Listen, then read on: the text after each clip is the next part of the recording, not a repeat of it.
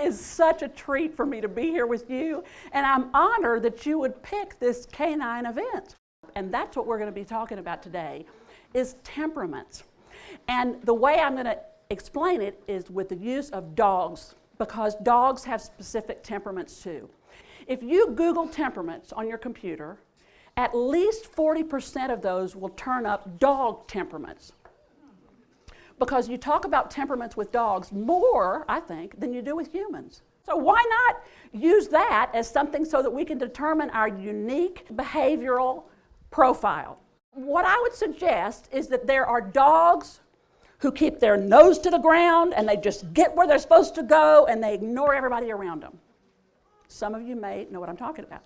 There are others who just wag their tail all the time and just want to play, and they see a ball and they're just pawing you to try to get the ball thrown. There are others who do a lot of this. Are you a good dog yet? You're a good dog yet? And they want to snuggle with you and cuddle. They're just the head waggers. And then there's finally the ones who are head to the ground and they're digging. They're trying to get it made. They're trying to, and then just want you to get out of the way, and they're just digging like this. So there are different temperaments with dogs, and their behaviors kind of show what their temperament is. But the fact is that they adjust themselves for the good of the others. If you're in your break room and you're around the water cooler, this is the kind of person that's going to see a fault in the water cooler, do some research, take it upon themselves to do a fund drive and go out and get a new water cooler. Get it done, get it done. And then they don't even hang around long enough to enjoy it. If you tell a pointer to sit, she says, make me, I've got work to do. At the water cooler, they are always there, calling people together and telling a story.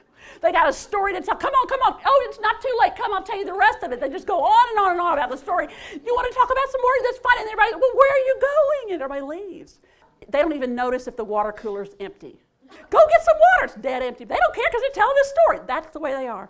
You tell a beagle to sit and they'll say, oh yeah, sounds good. I can sit. I can talk. Can we dance? Can we do that? Always thinking ahead. That's what they're doing. And if anybody has ever adopted a German Shepherd, they will tell you they are not happy unless they have a job to do. They are orderly and methodical. They never break the rules. They read all the instructions to the new microwave before they plug it in. And if he's in the water cooler, first of all, he may not drink from it because he's read articles about how unhealthy water coolers are. You may know her. You may know her. Yeah. And in fact, you probably won't see her in the break room anyway because she doesn't talk to the riffraff.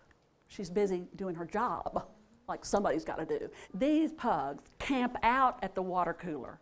And they find somebody and they take you by the hand, and 2 or 3 of you go sit at the table and you'll talk about your water drinking.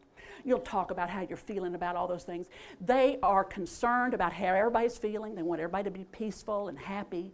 They are easygoing, but they're not going to be standing up. If there's a beagle in the room, they move to the corner.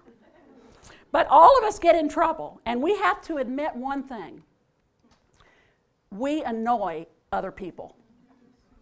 Our traits that we think are so fabulous can annoy other people. That's the first thing we have to admit. But the tendency is to say, everybody out there is annoying me. I'm the only one who's got it all together. So that's the first step. And then, as with any good dog, we have to realize that we need training tips. Just like dogs need to be trained, we need to be trained. Training tips to keep in step with pointers. If you're trying to love a pointer, you need to always give them lots of space because they're going to get the job done.